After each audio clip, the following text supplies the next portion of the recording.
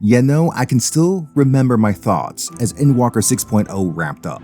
It was December 2021. Just about everybody else I knew was raving over such a perfect and majestic finale. I was struggling to contain the vitriol so hard the taste of bile in my mouth still permeates at random intervals. How desperately I wanted to get my thoughts out, but there were too few places to rant and rave. The few instances I did try bringing up issues, I was labeled a troll and mocked. That's no bullshit, that happened. And with my utter noobness on how YouTube worked and never really seeing myself as a content creator, I just kept putting it off until 2 years later, cause I am such a go-getter. By the time I got off my lazy ass and got to work, I realized that I wasn't just late to the Endwalker hate party, I was dead freaking last. A few channels have been tackling the issues back before it was cool to shit on FF14. Mainly, I'm a Cuttlefish, which...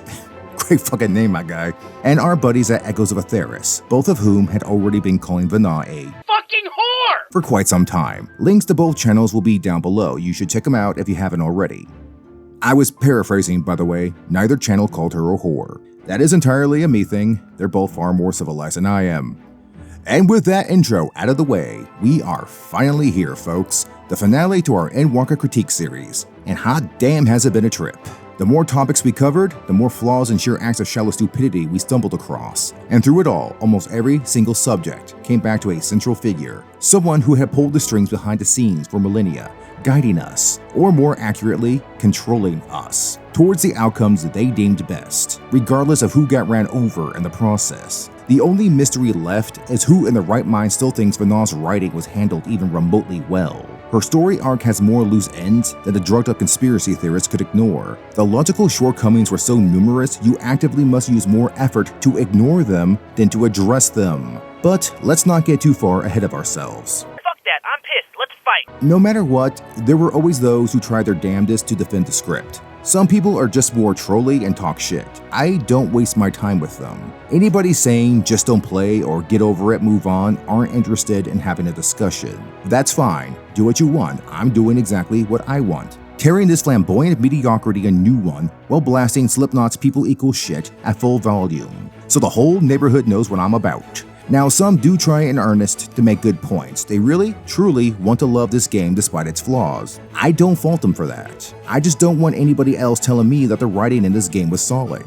It was not. Back in our first Vana video, about 10 months ago, like I said, real go-getter, we covered every argument she made on our outro from Elpis. It was absurd how little sense most of her arguments were, yet nowhere in the narrative were we afforded the opportunity to resist. It's true that most dialogue options in-game only create the appearance of freedom of choice. It rarely ever impacts the game's direction. But it's also true that the 14 main cast are a particularly stubborn and astute group of people, something Endwalker seemed to have forgotten about. We'll get to that too, rest freaking assured. One of the biggest caveats in her defense was the fear of time travel, that any change to history would alter our present. The developers themselves spoke as though Vana actively worked to prevent any such complications, following our exodus from Elpis. Yet, Vana's own actions contradict any notion that she was afraid of altering events. It's been confirmed that she was the one who left an escape for Emmett Silk and the other two Convocation members. She personally ensured that the Ascians would exist.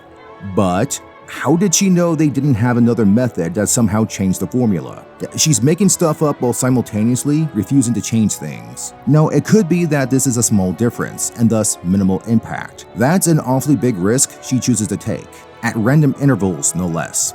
Also keep in mind she created the 12 specifically to keep Eorzea stable throughout multiple calamities, even though that seems unnecessary as the Ascians were trying to rejoin the shards, not destroy Atheris. So how did she know they didn't already have their own countermeasures for all the damage they would cause? Obviously, she didn't. Yet Vana chose to interfere regardless. Even if the 12's influence is minimal, that is not the same as nothing.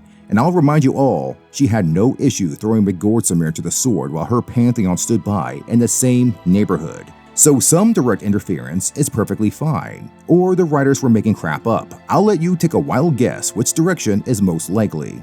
The only other argument to be made is that Vana's very particular actions were what always happened, and there was never any fear of diverging the timeline, which, very convenient, that the actions beneficial to us was just how the canon events were meant to unfold. I don't even know how that works. To the writer's credit, I think they realized how flimsy temporal paradoxes looked on paper. This is why they tried throwing Amarot's character into the apocalyptic meat grinder, which also does not stand. Everything in Elpis points towards a flawed but adaptive culture, not unlike our own. In fact, the only two whose flaws were unforgivable were Hermes with his entitled stupidity, and Vana herself for letting all this agony play out in the first place. I would like to add to this point, however, that Amarot was not the only nation on the Theris in the pre-Sundered era. There were other societies, people we know little about, people who had no say in Zodiark's actions, including the third sacrifice they had planned, meaning Vana condemned not just the guilty, but everybody by extension. This is yet another point tarnishing Vana's character that is never addressed on any level.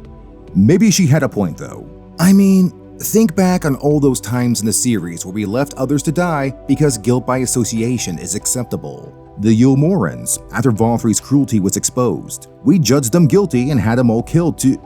wait, we didn't do that. We gave them another chance to be better. Well then, the Garleans. Their empire caused so much misery for Eorzea and Othard, so of course we left them to freeze in the ruins of their oppressive empire. Oh wait, we didn't do that. We showed mercy and compassion, even though they were less than pleasant about it. Alright. Aha! Ishgard. Their ancestors betrayed the dragons, coveting their power. So we sided with Nidhogg and let Ishgard… Shit. Do we see the pattern yet? Societies flawed by their rulers or a select few is not enough to judge the entire society guilty and throw them to the gutter. Instead, we find common ground, show them a new way forward, to change, grow, evolve. Only Amarot was denied that chance, and we're expected to just believe it was necessary. Honestly, the third sacrifice never sat well with me for a number of reasons, mainly with how blatantly mustache-twirling evil it was. The Amyrtines may not have been perfect, but they were hardly devoid of ethics. I mentioned Echoes of Atheris already, who's done some deep diving into the lore and implications involved. They have a video specifically on the third sacrifice. It will be included alongside their channel link. Details they uncovered would suggest that it wasn't even sentient life they planned to sacrifice. It would be plants and animals. Which does make sense. The second sacrifice involved ancients giving up their energies to restore the flora and fauna of the world. That the reverse could happen isn't out of the question. It's far less controversial, ensuring little chance of retaliation. It's also substantially less cruel. It's also interesting to note, the fake Hyplodeus mentions the third sacrifice had driven a wedge in their culture, yet Vana could only find a dozen other people to join her cause. It seems like almost everybody was on board with this approach. Let the planet rejuvenate, then use the excess life force to give those who saved the world with their sacrifice another chance at life. It smears this whole angle that Amarot had gone off the deep end. One can argue this would be a slippery slope. First flora and fauna, no big deal.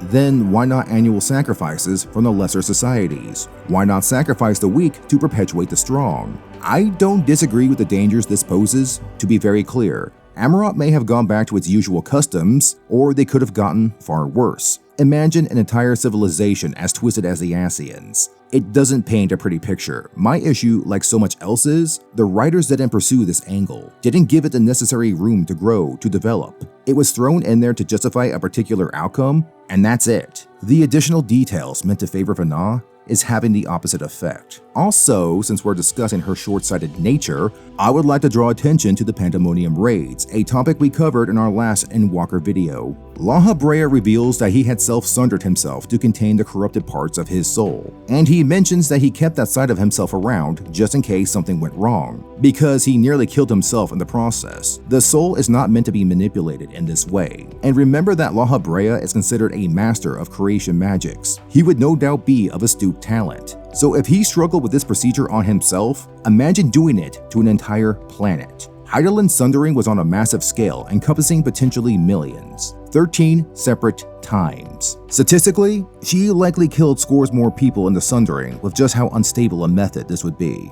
Many people claim, in real life and in-game, that her actions were ultimately to give humanity a fighting chance. Yet her refusal to save the people of her era portrays a prejudice that she has never taken a task over. The sundering was highly risky and caused who knows what kind of collateral damage. The sundering of the star itself was an unstable process, as the reflections want to naturally re-merge, but that process will, wait for it, destroy the world. If mankind's worship of her pantheon ever wavers, humanity will go extinct. meaning religious, cultural, and technological progress vital to societal growth will be forced to stagnate to maintain the new status quo. If anything, Vanah's actions stem humanity's potential forever. You will demolish this facility, kill me, steal the great weapon, and bring about the great doom for billions of people. Welcome. How may I be of assistance?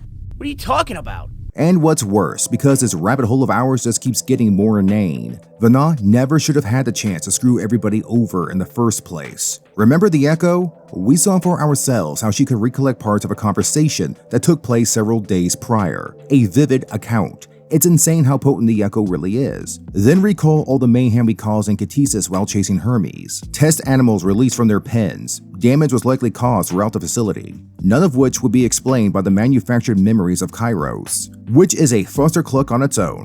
People, Elpis was Amarant's most advanced outpost, and Katisis was the final testing ground before adding their creations to Atheris' ecosystems. Not to mention Emmett Selk, a member of the leading council of Amarant, was involved in an accident. There would be an investigation. Amarant is a very bureaucratic society. They would have regulations and protocols to follow. Just think of how by the book Emmett Selk and La Habrea are. La Habrea especially would not let a debacle like this go without investigating. Hell, they were investigating Pandemonium just because they lost contact for a short while. That was enough for Elidibus, another convocation member, to get involved. Amarant is not some stupid infantile society. They would ask questions. They would be skeptical about what happened, especially because the accident in question involved a memory alteration device. That alone would be cause for scrutiny. Then add the fact that Hermes never had Kairos officially approved, meaning its effects are untested and unknown. That would create additional concerns. Concerns that would merit study,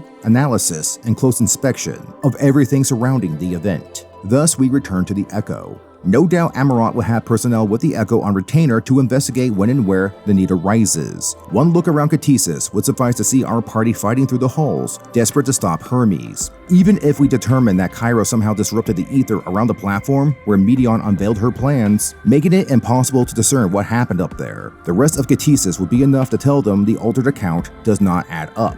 And they knew, based on testimony, that Vanah had been in the facility. She would be detained for questioning. She would be subjected to the Echo. There is no scenario based on all the data where Amarant did not become aware of the final days and Vanah's deceitfulness. At best, she would have to escape and enact her plans from the shadows, only now begging the question of how she, a fugitive, compelled a dozen others to sacrifice their souls to create Hydaelyn. Fuck me, this is such a glaring plot hole in the narrative. I cannot understand how people continue to overlook such crucial details and praise Endwalker's writing. You know how terrible it really is? These issues, these very legit, concerning, contradictory issues? The game does nothing to address them. The only exception, of course, would be the Omega Beyond the Rifts questline, where we do get to talk some smack, a single chance, in an optional questline, after the events of Endwalker, when it doesn't make a difference. Yeah, that shit doesn't help at all. Like everything else surrounding Vanah, the writers chose to just not draw attention to their shittiness, and depended on us not to think outside of what we were pre-programmed to. Everything about Vanah's actions, her plans, her thought processes, are a complete, convoluted mess. I think we can all agree, given our current situation, it's the perfect plan. Okay, well let me tell you about my other plan. But don't worry none. Focus on them pretty blue eyes and her relaxing voice. You can trust her. The pools of blood following her every step are just for show. Swearsy realsy. Needless to say, our departure from Elpis killed most of my investment. Too many issues stood unaddressed. Add in Zodiark's embarrassing defeat, Garlemald being reduced to irrelevance. You cockbiting fucktards. And Hermes being the one bitch to rule them all. Endwalker was not a satisfactory experience. Yet, all hope was not lost. For you see, Vanah had tagged Meteon with a tracker, which she conveniently did not give us before we left, which would have been a wiser course of action. It's as if she knew there was need for another gathering, additional offerings to ensure our success, and a mandatory boss fight she couldn't skip out of. Golly, what foresight. Still, our reunion with Vanah, now Hydaelyn, left us with one final chance to pull this shitfest from the fire, to make sense out of the unsensible, to turn it all around and make Endwalker a story to last a lifetime. And you already know as well as I do, They botched it. Our 12,000 year reunion with Hydaelyn fixed nothing. Absolutely nothing that was wrong with Vanna's story. Most issues, in fact, they doubled down on. And the things that didn't make sense at the start didn't make sense at the end. The flaws in her plan, the faults in her character that are ignored for the sake of emotionally manipulative moments meant to tug at your heartstrings, while it devours your brain matter in slow, meticulous bites. The reunion wasn't on best terms out the gate, considering we had another confrontation with Hermes, or Amon, whatever identity we want to pin on him. I won't get worked up here, but you can see our video on Hermes to understand how terrible his writing was. But here we are, the goddess descends from above, grandiose, imposing, and I know why you have come, yet I would hear you speak your reasons all the same. she immediately wastes our time with the obvious. Recapping. One of the worst writing mistakes you can make is to actively admit your dialogue is repetitive, especially for as drawn out as this thing winds up being. We know why we're here. You know why we're here, yet with nothing else to talk about, that would draw attention to what a complete psycho Hydaelyn is. I get 14 has this ludicrous habit of expositing and restating the obvious to the point it feels like Groundhog's Day. But here, after everything that has happened, all the questions we had leading to this moment, all the loss, the sacrifices, and we're starting off with repeating the entire damn point of the game. Imagine if, in A New Hope, our plucky cast stops after arriving on Yavin 4 to remind the audience the need to blow up the Death Star for several minutes. The writers were smart enough not to do this. Instead, they show us how we are supposed to blow up the Death Star. It's story progression. Yeah, Hydaelyn gets to that point as well regarding the Meteon, but mother of holy hell, she took her sweet ass time getting there. But are we truly so powerless that our only choice is to flee? Alice, she just said you had two choices, and nothing has happened throughout Endwalker so diabolical that it would make you reconsider yourself or your allies. This truly feels like a forced attempt at characterization, and Hydaelyn would drag this forcefulness out to the absolute extreme. Just how extreme are we talking? The albino nutcase reiterates her point about people needing to suffer to experience hardship to grow strong, a factor we have complained about before and shall complain about more here today, rest assured. But what really got me riled up was how Hydaelyn felt a need to go around the room, point out how each and every member of the party has developed and grown over the years, as if we haven't been there, experiencing these very developments and equally frustrating cutscenes just like this one. For years. Woman, we've been there. We saw Alphino be pretentious and dream big. We've seen Alice yell a lot. A whole lot. I can look after myself, you know. And I've had enough of this rot. Come on! Why do we like her again? Why did we abandon Amaroth so callously? What methods did Vanna take to secure mankind's survival outside of letting the apocalypse come to pass? Knowing full well that it would reignite here in the present, how did she avoid Amaroth figuring out what she knew about the final days? She mentions that she had made many mistakes, but there is zero clarification on what those mistakes were. She seemed mighty certain about what was going to happen after we left Elpis. There didn't seem to be anything different to try, except for here, where she talks like she did try to change things, improve humanity's chances, and screwed it up. Or was her mistake not revealing the truth to her people, giving them a fighting chance to survive? Once again, she's resolute in that decision. If she sees it as a mistake, then everything else she's saying here is null and void. Why does she even say this? It explains nothing. It's contradictory to many of her other actions. It is just a cheap, nonsensical, throwaway line. They did the same thing when we defeated Zodiark. Incomplete and insufficient. Of course he was no match.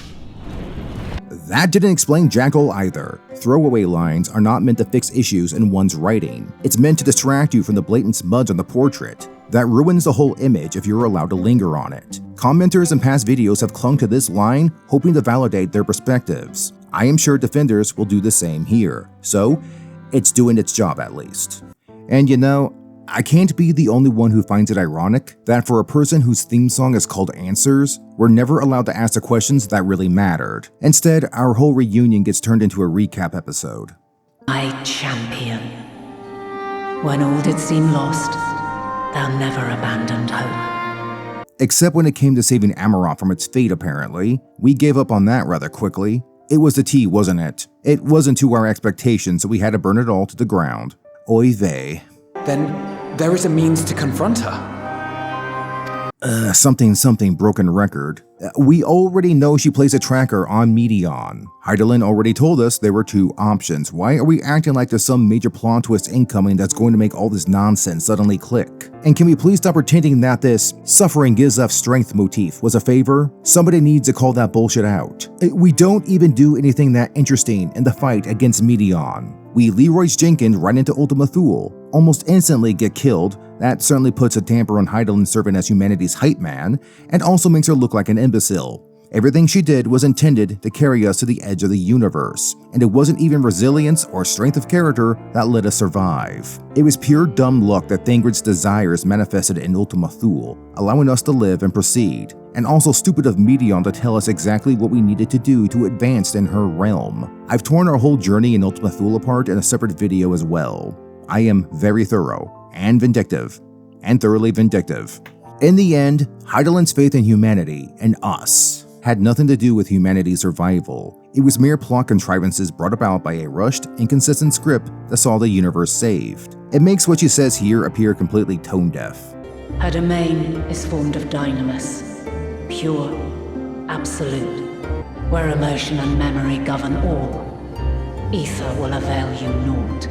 Except Ether did see us through. It was Ether we used to reach Ultima Thule, provided by the albino psychopath, no less. We use Ether in junction with Dynamis to reach new heights of strength. Hell, outside of the limit break system, we don't actually use Dynamis for anything substantial. And let's remember that Dynamis has had no impact on anything in the MSQ since 6.0 concluded. 12,000 years of history relegated to a footnote. Well done, Square! You incompetent fools! And also, it was Ether that allowed Xenos to follow after us. His inclusion was vital to defeating the Endsinger. I mentioned this in the Ultima Thule video, but I still find it hilarious that one of the worst examples of humanity wound up being vital to its survival in the end, something Hydaelyn likely never intended and wouldn't approve of. Some may contend that proves her point about mankind's resilience, but when you consider all the other flaws in her logic, it only proves that she's a lead paint sniffing junkie with delusions of grandeur. Blind luck and happenstance are what fuels Endwalker's narrative. It's a terrible look for the expansion. It's a terrible image for the series as a whole, and it's a god-awful realization that paints Fana as inept to the absolute extreme. 3.5 years later, and we're still explaining why all this is a problem. Thinking about it some more, there's something to say about Hydaelyn's recap of all our character arcs. It proves she's been watching all of us very specifically from the start. I find this very interesting, as her reluctance to communicate with us is a prominent concern through a chunk of the 14 storyline. Perhaps some of this was deliberate on her part, perhaps not. But considering she was unable to relay information to us but could still watch our progress with enough clarity to point out exactly what we've been through, it's strange just what this benevolent goddess is capable of doing and not doing. Of course, she could have just used the echo on everybody to see their pasts, but that's a lot of mind reading all at once. And we've already established the echo is a plot element we're better off not giving much thought over. And, as is usually the case, this only gets worse the more you think about it. Please consider all the warriors of light from the reflections. Not just Arbert and his team,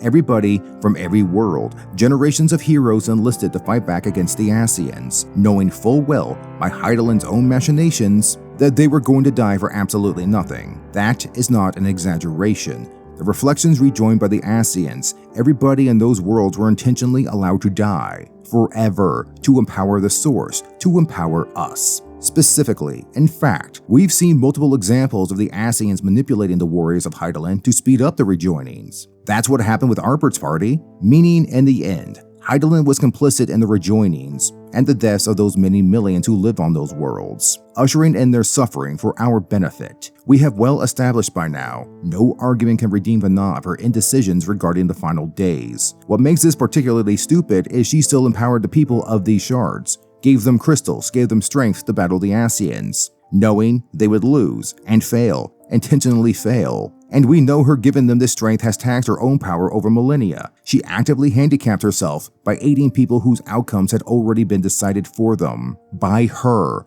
Mayhap she felt pity for these people she willfully ushered to their deaths. There's nothing to defend such a pointless strategy when the world and the universe itself hung in the balance. It's blatantly retarded how irrational Hydaelyn's actions are.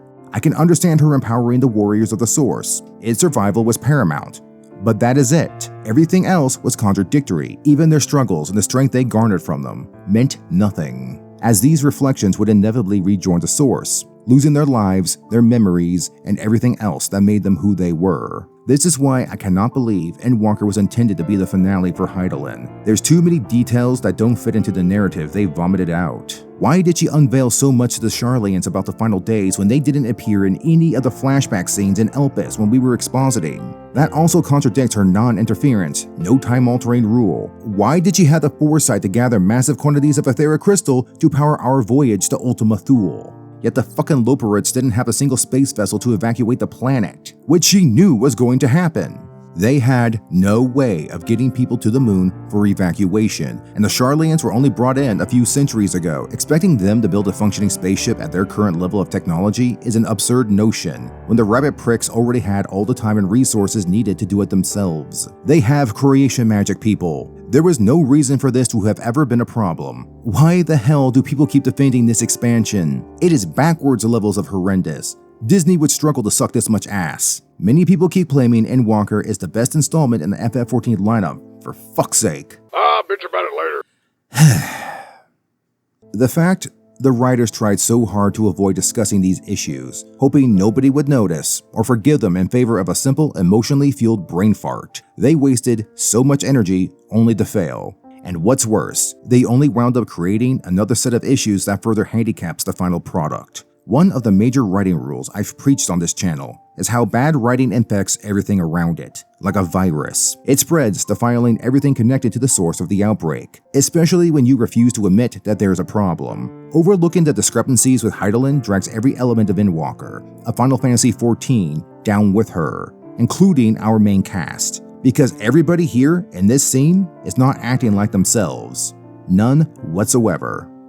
Let's look at Thancred, certainly one of the more headstrong members of the group. Also, one of the more heartfelt. Remember his feelings for Minfilia, when he realizes she's lost forever with no way of returning home to the way things were? How Thancred breaks down, bidding farewell to her in an intensely emotional scene. A scene that is earned, not demanded, nor forced. Shadowbringers was so chock full of emotional moments it earns the nickname Feelbringers. Saying goodbye to her was one of the toughest things he's ever had to do. And now remember, Hydaelyn manipulated her, took her body to speak through like a puppet.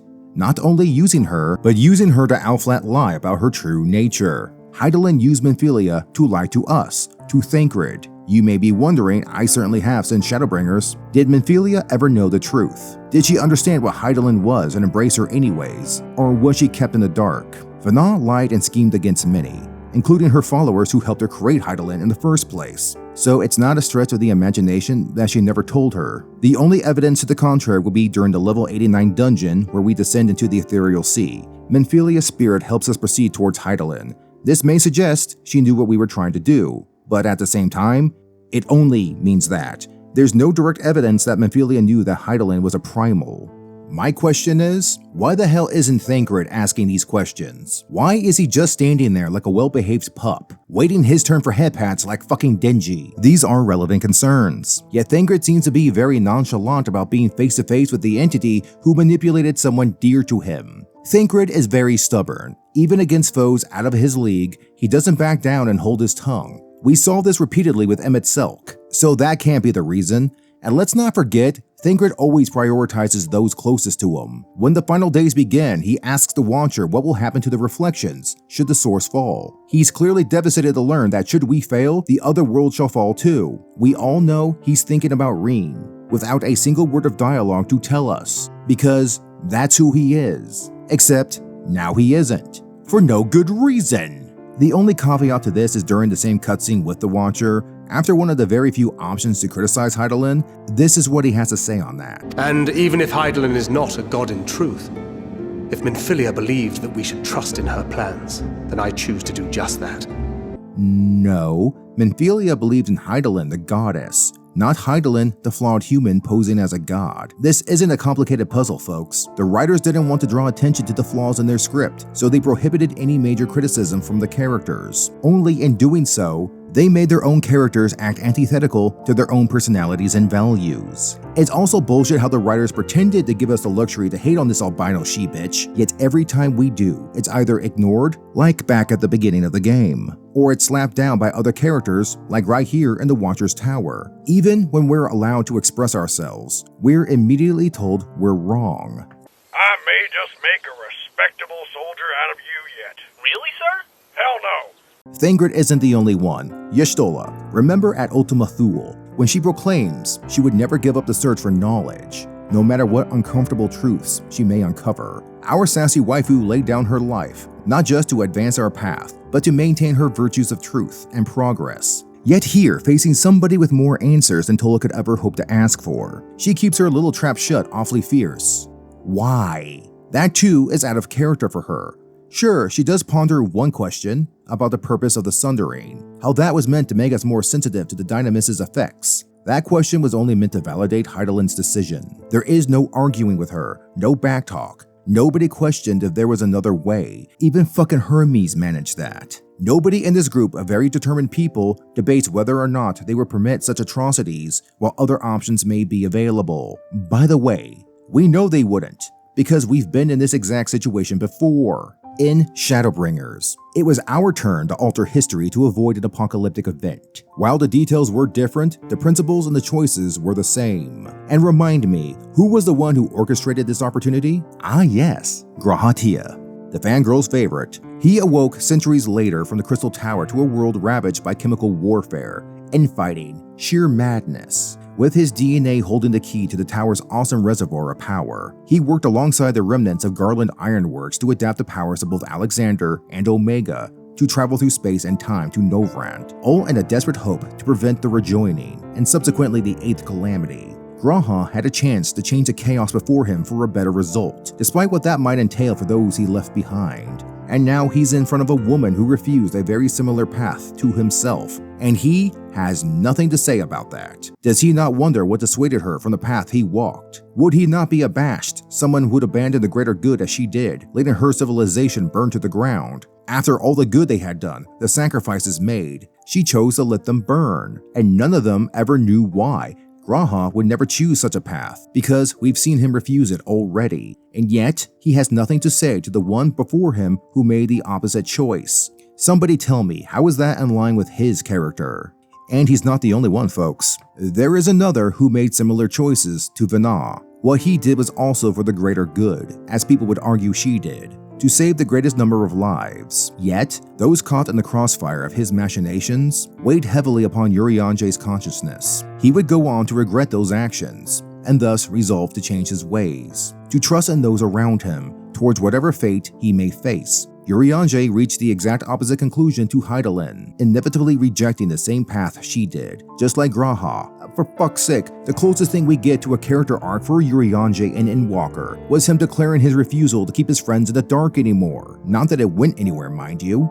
After that, he became as irrelevant as the Loporrits. This moment was the ideal opportunity for him to solidify that stance by challenging her methods, by comparing them to his own. What he learned, how he changed. Instead, like everybody else, he just stands there silently. Can't backtalk the albino queen, no sir. So not only is Hydaelyn's flaws never rightfully called out, but we completely sabotage Urianger's character arc in the process. Thanks a lot, fuckface! That is not one, but two contradictory character arcs in this very room, in this very scene. And the story glances over it in favor of its extremely fragile narrative. Even the Warrior of Light, ourself, the player character, are not immune to the bullshit. We, who have gone far and beyond our limits to never give up, for those we have lost, for those we may yet save. Harshfanault, Ysael, Ardbert, Hades, Hippolydeus, and many more. We mock their memories with how quickly we abandon our principles on the exit from Elpis, not putting up a fight against saving them. And now in the present, we still refuse to admit it. Our character was also sacrificed for the narrative, and Endwalker would have you believe we're still the hero of this story. Keep on dreaming. The twins and Astidian also wouldn't repeat Hydaelyn's decisions had they been in her position. None of them have anything to say either. We're all passive observers in somebody else's story, with no say in how our actions or our responses are executed. So, well done, Square Enix. You found a way to make your entire player base a bunch of NPCs. That is truly impressive. In the most horrifying context imaginable, I wish the fiasco ended there. It doesn't. Because after all this pointless, wasteful, demeaning, counterproductive, recapping, prep-talking bullshit, the vanilla mommy does this. Prepare yourselves.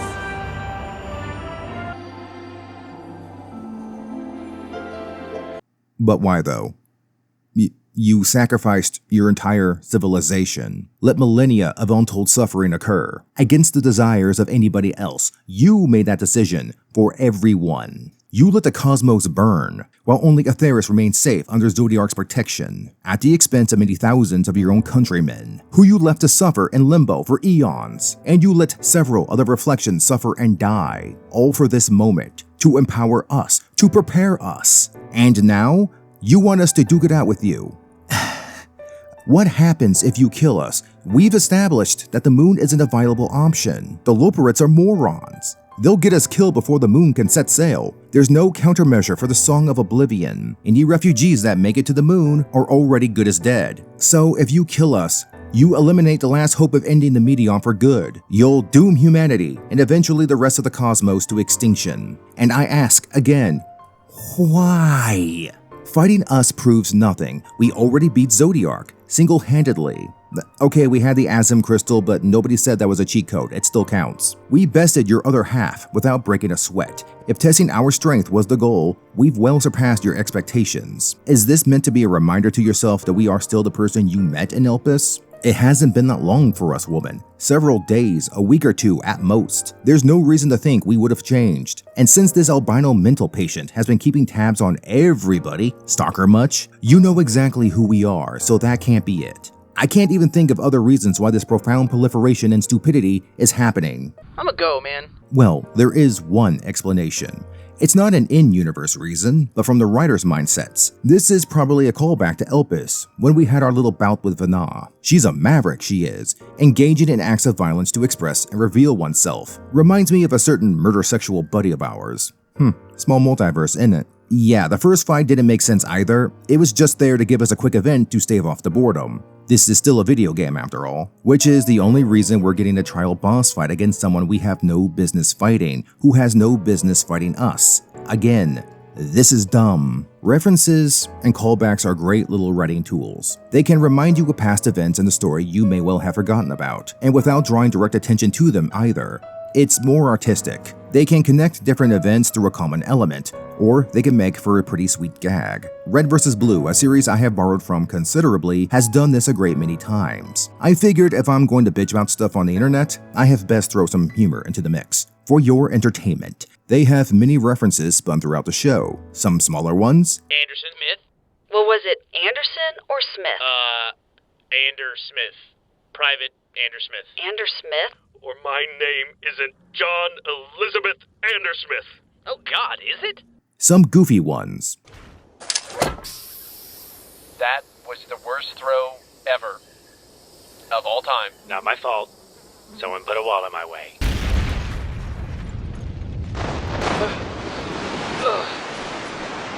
That was the second worst throw ever. Of all time. Two series-defining quotes we all ponder in our hearts. You ever wonder why we're here? It's one of life's great mysteries, isn't it? Church, Yeah. you ever wonder why we're here? And these references can be used to the character's advantage. Why are we here? What? I said, why are we here? Answer me now! Because we need to stop these evil fucks, that's why! No, we don't know why we're here. It's still one of life's great mysteries, isn't it? Ow! Ah! It's a very versatile trope. The reason they worked in Red vs. Blue so well is that they're just that. References, they're callbacks, inside jokes, largely meant to heighten your attention to what's happening on screen. They don't impact the larger narrative except for a few select moments. And in those serious moments, they help motivate the cast to action. What's important? let me ask you two a question. You ever wonder why we're here?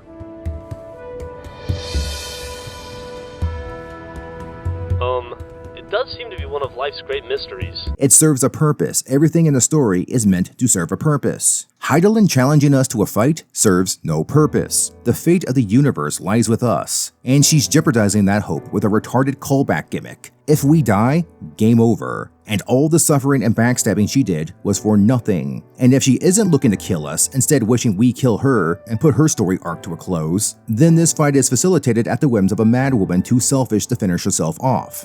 Besides, there's no real indication she wanted to die beyond the general sorrow for her actions. Yeah, little good that does anybody. If her mind is broken and she can't be sure where the person she remembers from Elpis, there's no indication of that either. The only option left is, she wasn't trying to actually kill us. This was a test of our abilities, which only makes the fight even more pointless. And we're meant to take this game seriously, aren't we? There is 12,000 years of history in this scene, people. You can't summarize all that potential into a 10-minute cutscene. Endwalker's rushed and clumsy writing is desecrating the one person they want you to idolize. This fight makes no sense under the circumstances. This is hilarious, because if you follow my channel and see my other Endwalker content, you would know I made a similar conclusion about the Zodiark fight. In summation, Fantasy wanted us to kill Zodiark for him, yet knowing its survival was vital to the safety of the world, there's no scenario where we would do that, where the Watcher would allow it to happen. And if you rewatch the cutscene, we don't. We stop. They prepare to reseal Zodiark, and Fantasy must finish himself off, which he would always have had to do, so why didn't he just do it himself? If it was to crush us first, he failed miserably and made himself look like a fool getting his ass kicked. The fight has no narrative reason for happening. Hydaelyn's boss fight has no narrative reason for happening.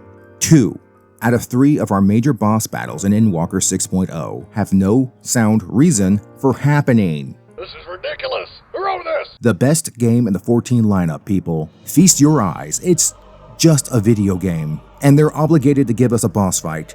This is all it is. Any deeper reason implied is searching for depth in a shallow, contaminated basin. And it still gets worse, because nobody in our party here opts to argue against this decision to murder each other, nor does anybody from this collection of geniuses, hailing from a nation of nerds, bothers pointing out the logistical clusterfuck on full display here. In fact, they all seem very eager to throw themselves dick first into the fray. Again, this is very out of character for them. Y'shtola. She is a woman who prioritizes knowledge and information. Combat and violence are tools, a means to an end with her. Does anybody remember this scene from Stormblood? Constantly at each other's throats like rabid dogs. Gods, I'm turning into her. Yeah, she always opts for peaceful solutions before turning to violence. Yeah, sure, she's a tough gal and isn't afraid to start something when it's inevitable, but only then. Even with Emmett Selk, she opted to fight with words rather than weapons. Hydaelyn is our last connection to the ancient world. Tola would go above and beyond to avoid confrontation, to preserve that precious reservoir. That is who she is. Except now she isn't. For no reason! Urian J, same thing. He would have more questions too, and would strive to avoid harming Hydaelyn. At the very least, he would argue against this. But he doesn't. Alphino, ever the diplomat. He wouldn't dream of harming her, except for right now. For no reason. G'raha likely wouldn't either, or ourselves. With so many questions and concerns, the writhing vortex of emotions we've experienced coming to a head, we say nothing. We don't get any dialogue option here. I was baffled by that decision. We're so ridden of any semblance of sentience, we don't have anything to say to one of the last people in the world we would want to fight. And it cannot be stubbornness, the fear she won't listen to our pleas. How many times in Shadowbringers did we argue perspective with Emmett Selk, even though he was ever sure of his decisions? Even though he was far more powerful than any of us, we argued with and refuted him numerous times. We put more effort into rationalizing with an Ascian than Hydaelyn. You cannot tell me there isn't something heinously wrong with this image. I know exactly what this was. The writers wanted a Team America fuck yeah moment. Inspiring, that's all it is. Or Team Eorzea moment? I don't know, I'm not the guy that writes those lyrics. Now don't get me wrong, stabbing the bitch was cathartic after going insane with the script's mediocrity. And don't think I didn't teabag her before exiting the arena. She deserves worse. Anyways, then Alice had to ruin it immediately. No! This can't be happening! What? You stabbed and threw explosions at her. That is how violence works. You lanky-ass garden gnome. The specter hell you think was gonna happen. If you were concerned about killing Hydaelyn, the right time was before the fight, not afterwards. This genuinely made my everything hurt. My entire being, down to the core of my soul, recoiled. Now, I don't really have much to say about her death scene. At least, nothing that hasn't been covered. Tola asks about her reason for the sundering. We've explained how stupid that logic was. Then the albino uses a bit of magic to imbue the Asm crystal, which... fuck it. I don't know. Oh yeah, last thing to mention. She leaves us a honkin' chunk of crystallized ether to power the ship. Of all the useless, counterproductive decisions she's made, this was the only choice that proved to be useful. Nice to know that of all the things she could have changed, altered, or prepared for, saving us a trip to the gas station was the direction she went with. Benevolence manifests in many forms, my friends. I guess the writers needed a reason for this giant icicle to be floating around, and it gives Hydaelyn another point of validation in her actions. Except we have the ether front, a massive spring of ether spilling from the earth. The Sharlians plan to use this location to power the Ragnarok in the first place, and there's plenty of energy spewing around there, probably enough to do the job, making another action of Hydaelyn's rather pointless. Oh shit, a thought just occurred to me. We didn't even use the entirety of the Mother Crystal to power the ship. There was some left over for Xenos to gorge himself on. Somebody explain, why did we not use the entire supply deliberately left for us to make the journey? Isn't that rather foolish on our part? If the tank was full, take it for reserves, you never know what's gonna happen. But thank Zodiark we did. Xenos could have never joined us, and helped us win the day. How very convenient. My love will be with you forever, my dearest children. Okay, this is taking too damn long. Hurry up and die already.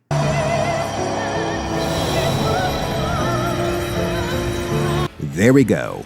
After 12,000 years of manufactured misery, civilizations beyond count left to burn, lives destroyed without a single care, entire generations dragged to the lowest state of life, and being told it was all for our benefit, while Hydaelyn retained her powers and knowledge, built a pantheon with herself at the zenith, ensuring the only world that would live was the one of her design. Finally, the lunatic is dead.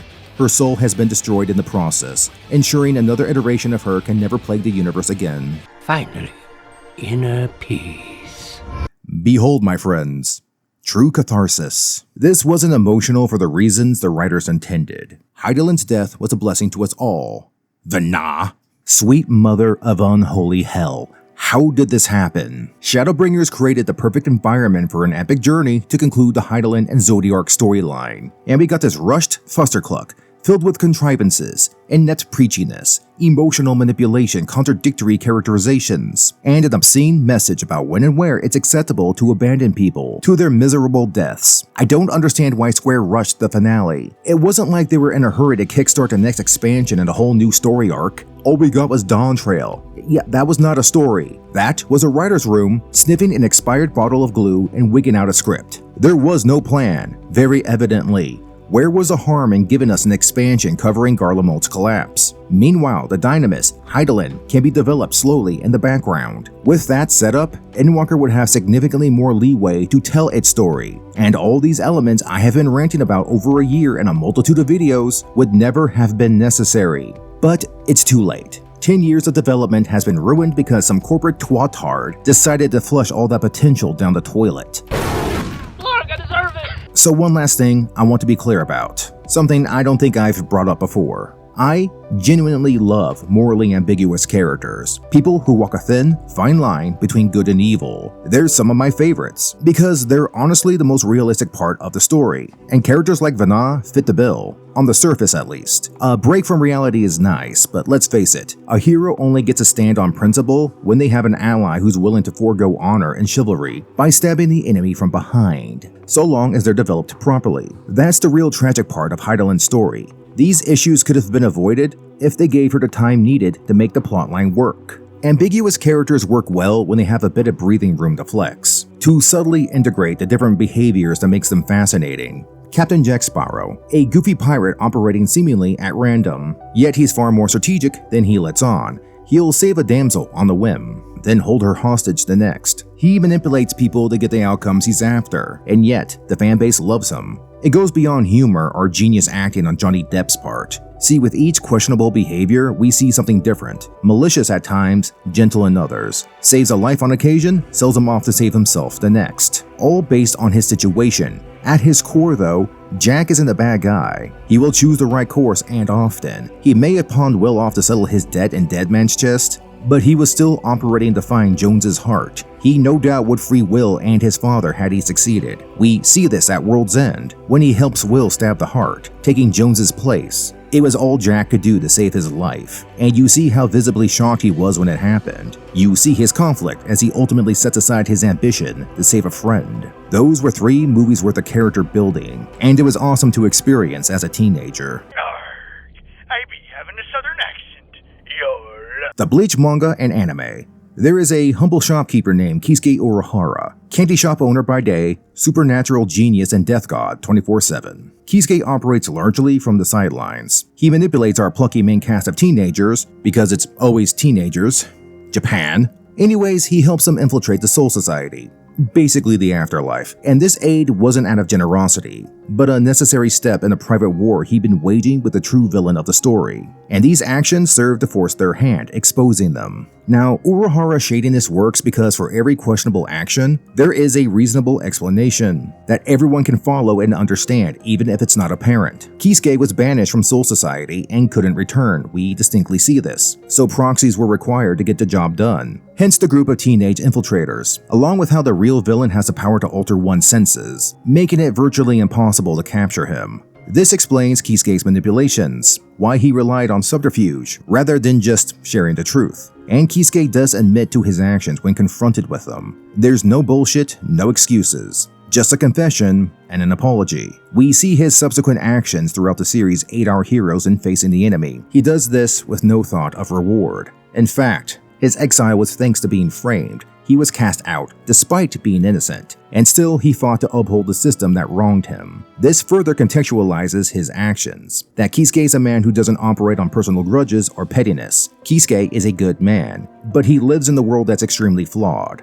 Being a good man in a disparaging world is not an easy thing to do. In fact, the Bleach universe, when you look at the lore, is so profoundly skewered on the moral front, you'll find yourself wondering if the antagonists have a point. Even if their methods are reprehensible, these characters don't exist to clumsily justify a certain outcome. Their faults are acknowledged and explored. Their purposes are explained, enough that even when something isn't directly shown, we understand what they're doing and why, without a mass of contradictions dragging us down. You don't even need to look beyond Final Fantasy XIV for an example. Emet demonstrates the same qualities. Think on his first appearance in Stormblood, then compare that to his death scene in Shadowbringers. The 2 shots we're thinking about do not show us the same man.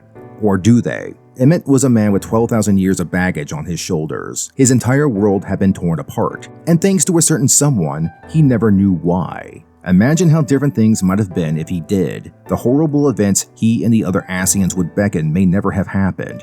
Emmett was undoubtedly a monster for his part in the calamities. Entire civilizations were spawned by his actions only to fulfill a purpose and then fall to ruin, such as it was with Alec, and Garlemald was no doubt destined for the same route. Despite all of this, we know there's more to him than that. His conviction on telling the truth for one. We see enough examples of this to know it's not a ruse. He even manages to have some fun with it. You're plotting something. Every hour of every day. But never you mind about that. And because we know he hasn't a habit of lying, whatever he does say we can accept as is. Oddly enough, this makes him more reliable than Hydaelyn in many ways. His willingness to make peace with us. He refrains from interfering, even though defeating the Light Wardens would derail his own work. Of course, much of this was spurred on by a chance reunion with a long-lost friend. Through us, the reincarnation of Azum. A reminder of better days, and the hope a piece of that tranquility may be salvageable. Hell, even his appearance tells you something. His hunched stance, sunken eyes, his general lethargy, all demonstrate a man being weighed down by his actions by the millennium now behind him. You don't need words or even actions to tell us something about this character. Now, I'ma stop here. I want to do a full video on Emmett Selk. I'd hate to spoil all the good shit. If Fana had room to grow like the others, like Sparrow who had 3 movies, Urahara, who was introduced early in the series and remained relevant for most of the entire run, or Emmett Selk, who had the whole of Shadowbringers to develop. the outcome would have been astronomically different. Vana didn't have the time for nuance. She only had Elpis, and not even the whole storyline. So maybe a handful of gameplay hours, including cutscenes. That's not enough to justify everything we've been exploring, not by a long shot. With Endwalker, where diligence wasn't practical given how much was crammed in there, they should have just addressed the nonsense, work with it rather than reject it. A stunning revelation, given how often Endwalker beat the same notion over our heads. Yet the writers evidently couldn't follow their own edict. So, let the Scions call out the flaws in her actions. Let us hear Vana admit it was a thin chance, but she was too scared to try anything else. The criticisms of Amarant were about a feeble society incapable of handling life's challenges. Where was the harm in letting Vana be subject to that same inhibition? Maybe it was that very weakness she transplanted onto the rest of her society, dragging them down with her. Or maybe she's just a full-on bitch. There are options here, folks. Ignoring the issues is not one of them. Our meeting in the Ethereal Sea was the perfect setup. Urianger and Graha, their own experiences contrast with her actions. Let them be the ones to call her out. Make Hydaelyn confront the error of her ways. Let the others join in relaying how their personal experiences she reiterates in this very hot damn scene. Make it clear that they would never have done the same, even if it ended in catastrophe. Ourselves, the Warrior of Light, would absolutely never accept this fate without a fight. Because we wouldn't be the answer she was looking for if we did. That's all that was needed to fix this. It's not perfect, it doesn't need to be. It simply does not waste time ignoring the flaws. It owns up to them. And we can still integrate that into our characters' journeys. It'd be a hell of a lot better than the stupid recap session we got. Their mistake was trying to force her to fit some magnanimous status. Had they been willing to sacrifice Vana's imagery as anything other than benevolent, with a few shavings of sass, Endwalker would have been a very different experience. As things stand now, it all but ruins the entire series for me. Believe me, I hate saying it, but I was rewatching some of the older cutscenes, came across the 1.0 finale, the 7th Umbral Calamity. The horror and devastation we witnessed remains unparalleled all these years later. That and answers playing in the background, the strength, the desperation of their words. And I felt nothing. Nothing but frustration. Because before, this carnage was a result of dark forces manipulating events to get back what they had lost. There was enough of both extremes, malice and sympathy. Here, now, in the present, this happened because a monstrous, arrogant woman thought she knew better. On behalf of all of us, she decided to remake the world as she saw fit, made everybody else suffer regardless of what they thought, what they wanted, who they were, who they had been. She played God and dragged us all to the brim of hell. And we were expected to love her. I know some people may still disagree. I don't know what else to say that might convince you. I suppose I don't need to. The facts are there. And now, I rest my case. Thank you all for watching. I apologize for this being so long. Being the finale to our Endwalker content, I wanted to go all out. 11 videos, including this one, critiquing just Endwalker. The sad part is, I wager I could find more if I tried. I doubt I have it in me. For now at least. That being said, I was serious about the Emmett Selk video. I'll get to that soon as possible. Obviously, Dawn Trail content will continue as the new patches drop. As for 8.0, well, we'll find out when the teaser drops. Don't hold your breath, folks. Like, comment, and subscribe. Check out our other content, more variety is in the works. And I'll see you all in the next one. Until then.